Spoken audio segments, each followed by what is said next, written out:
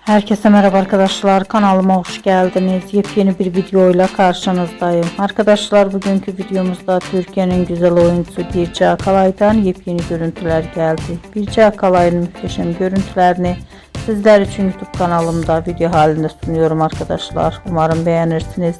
Videomu beğendiyseniz kanalımı izlemeyi ve bildirim butonuna basmayı unutmayın. Şimdilik benden bu kadar olsun. Yeni videomuzda görüşmek üzere. Hoşça kalın.